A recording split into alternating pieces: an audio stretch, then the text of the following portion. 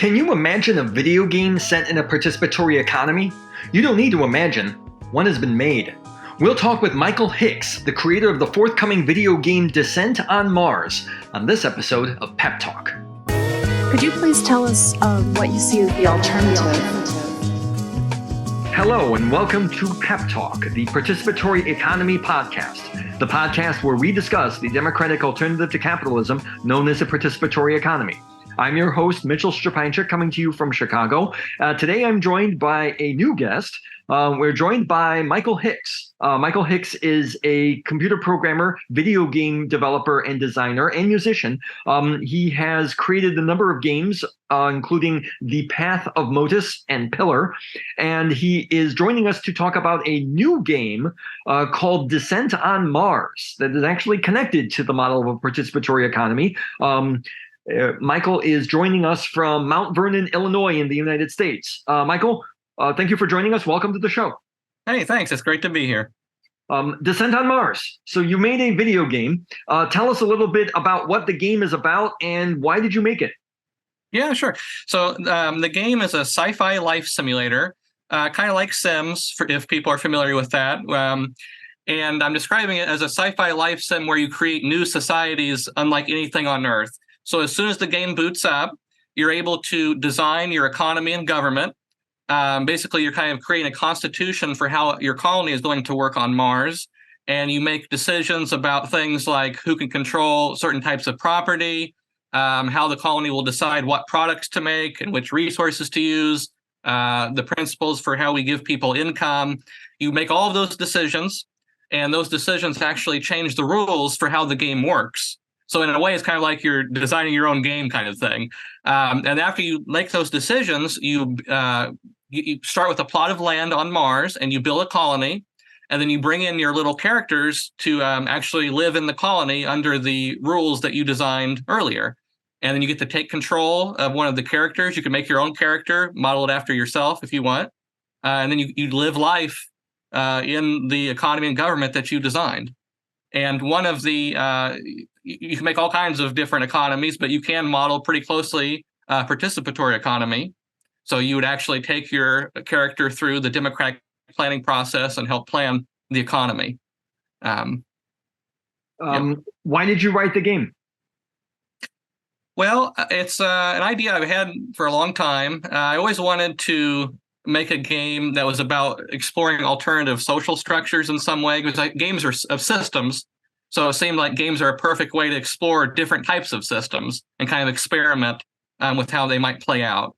So my whole design approach to this was I want to let players experiment with all these different types of systems that you probably couldn't live on in Earth, right? And then maybe we can have a little better of an understanding of how things play out, the pros and cons of different ways of running the economy. Okay. Where did you get the inspiration? Where was the idea for the game coming from? Well, that's a very long question. Do you want me to give the long version or a long answer? I mean, the full version. Okay. So I would say that this game was kind of a combination of multiple threads and interests in my life. But I would say the very first thing would probably be when I was a kid. My dad worked at a car factory down here in Southern Illinois, and I was growing up as a kid in the 90s. And for people who might not be familiar, this was kind of like NAFTA era. You know, a lot of the manufacturing jobs were being shipped away and things like that. And my dad had worked at this car factory for almost 30 years, making like doors and things for like Chevy cars or whoever they got the contract with. And, it was a good middle-class job. There was a couple of factories kind of like that in the area that kind of the community was built around. And long story short, the factories sold out a few times. And eventually, I think the third time, they decided to move it to Mexico. And around the same time, a whole bunch of the other factories in this county all got up at the same time and moved to another country. And there wasn't, the parts they were making were selling and everything. It was just kind of the typical thing where the people up top wanted to make more money. They wanted more profit. It was profitable, but they wanted more, right? So they wanted to go somewhere else where they could get the cheaper labor and all that. Yep. And it really kind of devastated the community. Like the county where my dad was working, it had the highest unemployment level in Illinois. Poverty went up, all the things that come with that, drug use, teen pregnancies, all that. Right. And you kind of drive through these towns now and they're just kind of devastated. It's like boarded up houses, boarded up factory buildings and stuff. It really hit everybody hard. And I just saw that as a kid, the effects of that on people. And at a very early age, 9 or 10 years old, I had this very strong feeling that something's not right here. Right. And that experience stayed with me. And I would say without that, I would have never been interested in making this game. Right. But as I grew older, I started more and more trying to think through, like, what are the solutions to these kinds of problems, right? Like more and more trying to think through these things. In college, I started reading like more detailed proposals, like participatory economics and other things where people were trying to, in detail, talk about different ways the economy could run and things like that. So those threads of my life started to intersect with the other thread of my life, which was the game development side. I've always been interested in trying to design games that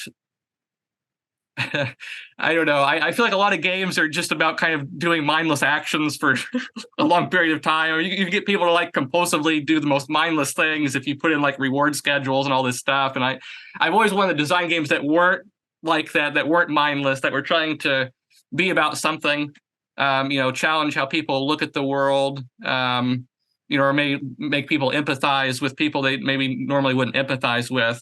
So my interest in trying to make maybe more impactful game designs kind of merge with all these other threads in my life where I was interested in kind of, exploring different types of economic systems, and like the experience I had as a kid, like all that stuff kind of merged together where eventually I was like, I had the moment and I was like, I need to make a game that explores this subject matter. And many years later, I'm finally got something working.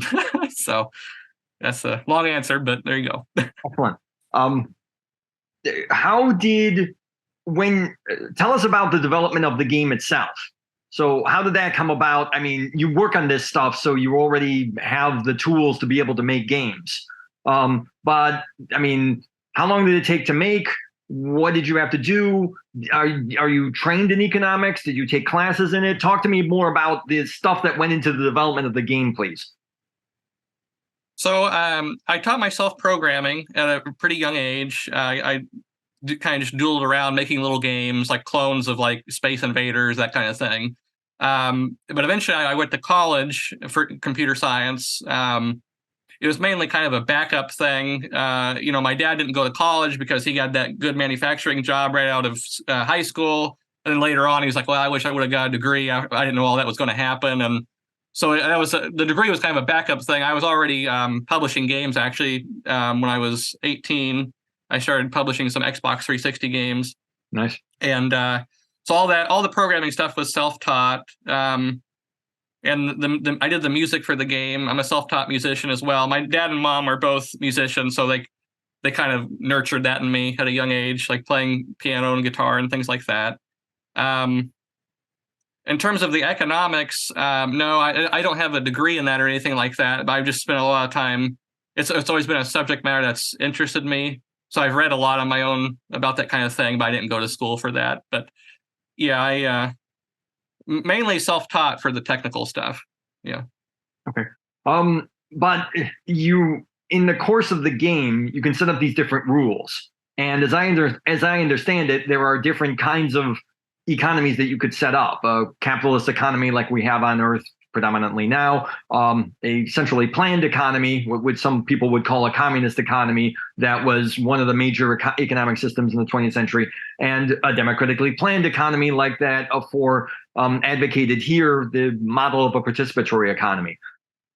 Am I right on the right track on this, that this is how it would work and set up? Yeah, so I mean, there's technically, you can make those economies and dozens more. I mean, like technically, like I said, you can set up the different ways people are given income. Like, should people just get an income based on what they need, or like should it be based on the property they own? Like, there's all kinds of these different parameters that you choose that change the rules of how things work. And yeah, you can make economies that are encourage competition. like on a lot of the economies on Earth, very competitive economies or more cooperative. Or you can just kind of set it up where the player just plans the whole economy, the centrally planned economies. Right. What happens in that case? Oh, how much playtesting have you yourself done on this score?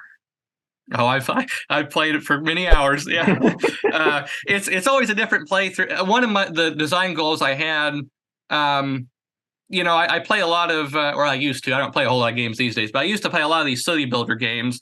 And I was always disappointed because it seemed like they had just put an algorithm that just kind of assumed the outcome. Like if you do this and this, we assume this is what will happen. Right. I tried to avoid. I want to take my bias out of the algorithms as much as possible. You can't totally do it, but I tried my best to. I wanted the outcomes to be emergent. So let the player set up the design for how the economy and government kind of works. And you can also actually, when you make your characters, you can set up their personality traits, and that changes the behavior of the people in the economy. So if you think everybody's lazy and selfish, you can make everybody lazy and selfish, and then see how that plays out with certain types of economies. So as much as possible, I wanted to make things as variable as possible and let the player just play around and experiment with these different things, and then let the outcome be emergent. So I don't actually program any of the outcomes in the game. They just kind of naturally arise out of all of the variables that the player can set. And that makes for each playthrough usually is quite different from the last. So I think that's something that's really cool about games, is that emergent factor. And I wanted to capitalize on that as much as I could. Capitalize? Well, not well. I know. Yeah, you know what I mean. Yeah, agreed. What happens? I mean, it's like, at least regarding a participatory economy, you set up a participatory economy, you probably fill it out with, well, it could be, studious, conscientious people, or they could all be, lazy, shiftless bastards. But I mean, what happens in your experience in this course of this game? Because it's like that actually might be one compelling reason to advocate for or against the economy. What happens when people are really in it? What have you found, if anything? You mean like when people play it, or like just watching different outcomes? Both.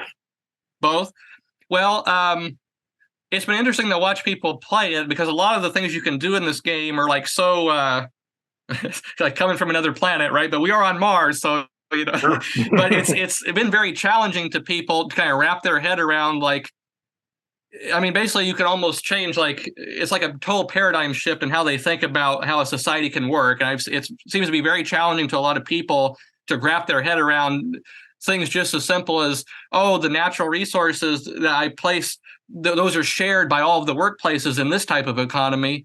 That, like, to a lot of people that read about alternative economics, it's like, yeah, that's what's special about that. But to a lot of people, that's real alien. The idea that we could share resources among different people like that, and then to see how that plays out, it feels very alien to people, but they seem to eventually kind of wrap their head around it.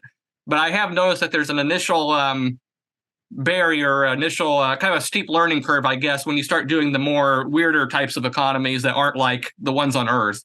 But if you could also make economies that are more like Earth and just maybe try and reform them and not get too radical, and those seem to click with people because they're more familiar with those types of economies. Right. In terms of how things play out, I mean, again, it's just totally different. It's based on the types of people in the colony, their personality traits. Sometimes you might be low on resources, so then we can't produce a certain amount of good that everybody wants, and then you kind of have to deal with that. It's just totally different things all the time. But it's really interesting because it helps you. At least it's helped me. I hope it helps other people kind of learn the pros and cons of these different types of systems. One, in the literature on a participatory economy, the big promise has been that the participatory economy would work even when everyone is kind of, greedy and lazy, or at least socially maladaptive. Do you find that that's the case? Have you done any experiments with that in the course of playing out a game like Dissent on Mars with this? Does the economy work in that case? What have you found? Yeah, so I mean, you can make everybody greedy and lazy and just as negative as you can get, pretty much. And what I find is it does. You might have to have some more rounds of planning to deal with certain scenarios. but it always comes to a feasible plan, as they say in the literature, and you get something that works out well. And it also seems to be, because you're democratically planning the economy, it seems to be a lot more respectable towards the natural environment. Because you have everybody kind of negotiating and thinking about these bigger picture things, like how many resources do we have to actually work with and stuff. It tends to come up with pretty good results, even when everybody's greedy and lazy and kind of pushing it to the max in that direction. I don't know if you've done this, especially since the game is is the game out yet? No. So by the time this gets published, we'll have just announced it with our trailer. And we're hoping to release the game on Steam next year. So right now we're trying to encourage everyone to go wish list it on Steam. On Steam in the year 2024 is when we can expect to have. Okay. That's right. Yeah. The reason I bring this up is because this could be an excellent, in addition to being a game, it can also actually be a tool for research. And I could see someone maybe even using this game as a platform for examining research into how different economies would work using this as its platform for doing so. Has this crossed your mind at all? Have you been able to do any research on this? What's up with that? Well, I haven't done any formal research. I feel like I've had to kind of do my own research just to get it up and working, because I've had to kind of grapple with problems that there's really no literature on other than what you guys have published, you know what I mean? Or like for different types of economies, there's only so much stuff out there that I can reference. So in a way, I guess I've done my own research in kind of experimenting with how do I actually get this up and running, but I haven't done any formal research, like published results or anything like that. My primary goal was to always make this something that kind of a more general audience could wrap their head around. So I haven't thought a whole lot about like kind of the academic uses of this, but I'm sure that you could find some. And maybe, who knows, when the game comes out, maybe some people are interested in using it for that. But right now, it's not something I've thought of a whole lot. Yeah. That actually leads to another interesting aspect about all of this. The research about this. You said that you were doing your own research about that, but it was hard to try to find. Or I guess that's the problem here, is that among mainstream economists, there's a whole lot of research, but they're only studying, for example, the different aspects regarding the economies that are predominant here on Earth. And there's precious little, if anything, regarding what's been published or what's been examined or any kind of critical evaluation aside from just a dismissal regarding that. What did you do as far as the research that you found? Get into that some more. Well, there's a lot of really detailed things let me try and think of. Yeah, so one thing that I ran into is in a lot of the literature for participatory economics, there's talk about how the price signal will be the main guide for determining how much we want to increase or decrease production while we're planning. Right. But what I found in playing the game and trying to program artificial intelligence and just giving user feedback is when you're in the role of trying to plan your production plans and you see that the price increased a certain amount, there's still kind of a vagueness of well, how much should we actually increase the amount that we're producing? It says 10%. So should I increase production by 10%? And then that's not always the case, and especially when you have multiple workplaces that are all producing a certain type of product, you somehow have to coordinate between these different workplaces, some type of communication about how much is each workplace going to increase or decrease the production. So there's a lot of that kind of stuff that I was kind of in the ocean on my own kind of thing in my own little ship. I just kind of had to experiment and just kind of think through, well, if I was actually living in this economy, what would I like to see and what would be the most useful bits of information. So there's a lot of things like that, just kind of small, kind of niche issues that came up.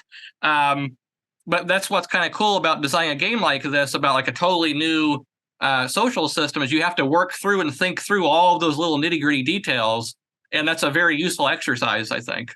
Yeah, I imagine it would be. Let's get a little bit into now here's where things get a little bit kind of dangerous. You have been writing software code. Writing software code happens to be my job. I've been doing it for a long time, and I could talk about that forever, but I want to not talk about that given the focus of the economy, at least not to a great extent. But I'm kind of curious, what programming language did you code this in? Did you combine languages? Talk just a little bit about that, please. Yeah. So this game's written in an engine that I coded myself in C#. There's some C# being a computer programming language. Yeah. Oh, yeah. C#'s a programming language. But there were some tools that other people had written that I incorporated to kind of help me with drawing graphics and playing sounds and things like that. So I didn't 100% write all the code. There were some toolkits and stuff I used to help with some things like that. But it is 100% my own engine that I coded it with, and it's all in C#. Yeah. What platform do you use? Windows, Linux, Mac? Yeah. So I code in Visual Studio. Okay, that's on Windows. It can be Windows, but it can be for other things too. Yeah. Okay, cool. This is kind of a tricky question, especially for independent game developers, and you're trying to sell something that you've written. Have you released the source code? Because I'll do this with projects that I'll write, and I will make the source code available on a website like GitHub. Are you doing that with this game? Have you done that? Are you planning to? Right now, I don't have plans to do that, but maybe in the future, I feel like I need to clean up the code if I'm going to do that. But there's some things I need to clean up. But yeah, maybe someday I could do that. But right now, there's no plans to do that. One tip I found, sometimes you might want to actually publish even when it's not as clean as you would like. People can help clean it up. And that's something I found. So, in fact, I bet you if you were to publish a code, I might be helping clean it up. That'd be great. Awesome. So anyway, just was wondering about that. Okay, I guess we'll stop the discussion regarding the technical stuff. Let's go back to the model of a participatory economy. This is one question I tend to ask especially of new folks who join us on PEP Talk. How did you first hear about the model of a participatory economy? So this was back in, let me think. I think it was around 2015 or so. I'd actually, beforehand, I was reading a lot of other proposals people had written about like alternative economies, but I had never actually come across participatory economics. And I was tweeting with a YouTuber, Jonathan McIntosh is his name. He runs a pop culture detective agency, which kind of does like video analysis of like pop culture things. And he talks about video games sometimes too. And I tweeted him. He was talking about participatory economics, and I think I had gotten to some kind of conversation with him about what do you think about this proposal that I was reading about, and he said something about, oh, you should check out participatory economics, and he gave me a link to the website, and that was my introduction. I started reading about it, and I was really what I really connected with was that the website at the time, it was written in a very kind of logical way, like here's the steps that you would do, and if A is less than 0, perform this step, if not, perform this step. Like, I had these diagrams. I was like, oh man, this is like computer. I could connect with this, you know. So I was really impressed with how all of it was written and the level of detail of the proposals. And I found it very useful when I was designing the game. Like the way that website was written, it really got me thinking about all of the core issues that any type of economy would have to address. It kind of gave me like a good framework for designing the game. So I that's why I really took from the old website when I found it. And that's how I discovered it. It was through Twitter. Okay. Well, which website was this? It was the one before the current one. You're talking about participatory-economy.info? Yes. Yeah. Okay. Okay. Yeah. This was a website. It might actually still be online. But yeah, this was a kind of instructional website that folks who are currently involved in the participatory economy project that are part of the organizers of this podcast, among other things, you had made many years ago as a kind of easy to digest and understand entree into the model of a participatory economy. So cool. It's good that you found that and that it introduced you to this. What do you have? So how long did it take to write the game? Well, I'm still writing it technically. Okay, but so when you're done, how long did it take to write the game? Again, that's a long answer as well. This is actually the third version of the game. I started back in 2015 with a little prototype. I had spent 7 or 8 months on that. It was totally different from this version, but I wasn't happy with it. It wasn't exploring the concepts in a way I was happy with. So I scrapped that prototype, and then in 2019, I started up the second version of the game.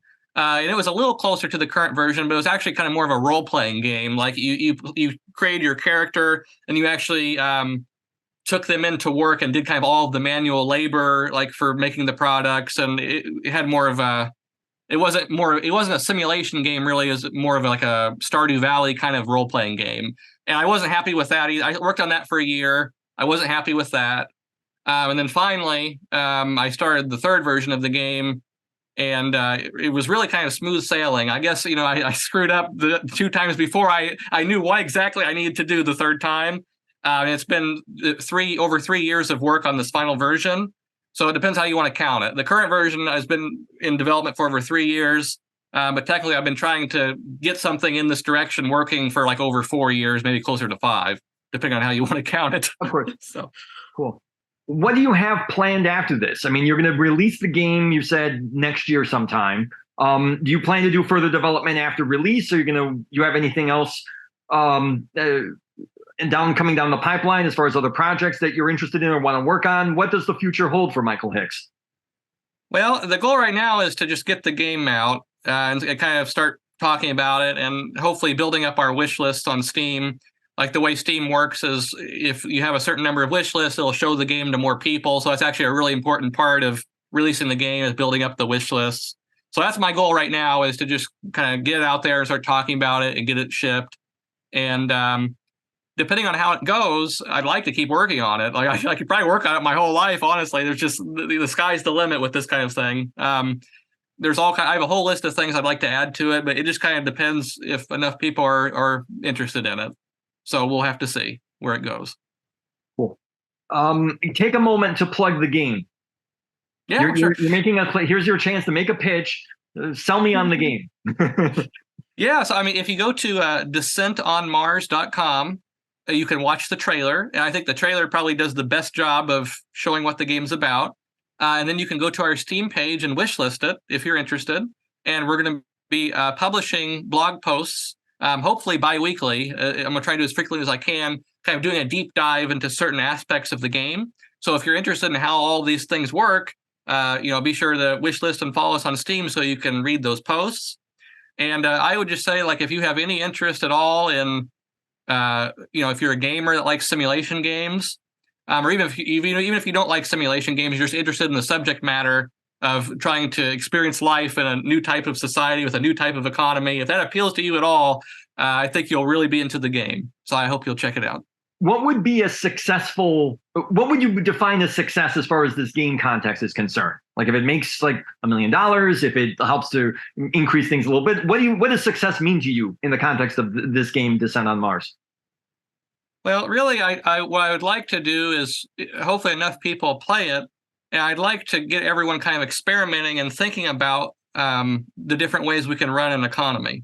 And I feel like that's the number one thing that needs to happen right now, is we need more people thinking about this and experimenting with different setups, and then sharing our results and talking about it and having a discussion about it. So that's my number one hope, is that it spurs that. Obviously, I do hope it makes enough money that I can keep working on it full time. But you can never really predict those things. I fingers crossed, but we'll see what happens. My main goal right now is just I hope a lot of people play it and kind of spurs that discussion. And then honestly, there's a lot of people out there that don't even think there is, like, the economy we live in now. That's all there is, right? Like, we compete with each other. It's this cutthroat competition. That's the only way we can do it. And to just get people to think through different types of economies or different types of solutions, just doing that would be a huge success in my view, just to get these ideas out there more. Yeah. How can people can go to Steam sometime next year to play the game? How do they access the game? Using the Steam platform. Yeah, well, we're going to have our Steam page live. By the time this video goes up, you'll be able to go to our Steam page and check out the trailer and wishlist it and read more about it and all that. But then next year, we'll actually get the game out where you can play it. And it's all going to be through Steam. Yeah. And if folks want to get in touch with you to find out more about the game or to contribute, what can they do? Well, we're going to have some message boards on our website. If you go to dissentonmars.com, you can join the forums and discuss things with me there. Also, if you go to the website, you can find my email if you'd rather email me. And those are the two best ways to get in touch. We've been talking with Michael Hicks. He is a video game developer, computer programmer, and musician, joining us from Mount Vernon, Illinois in the United States. This has been PEP Talk, the Participatory Economy podcast, the podcast where we discuss the democratic alternative to capitalism known as a participatory economy. To find out more, visit our website at participatoryeconomy.org. There you can join in a monthly newsletter of events and actions, and as well as join in on an online forum where you can discuss anything related to the model of a participatory economy, including the forthcoming game Dissent on Mars. We've been talking with Michael Hicks. For Michael in Mount Vernon, this is Mitchell in Chicago, both in Illinois and in the United States. Thank you very much for joining us. Have a great day. Talk again. Could you please tell us what you see as the alternative? Self-management, democratic control of communities or workplaces, federal arrangement. Participatory democratic planning. Jobs to have a mix of empowered work, vested councils linked to one another. Everyone gets to participate in a primary council. Please visit participatory.economy.org to find out more and subscribe to our newsletter. And don't forget to like the video, leave a comment, and subscribe to our channel. Thanks, and see you at the next episode.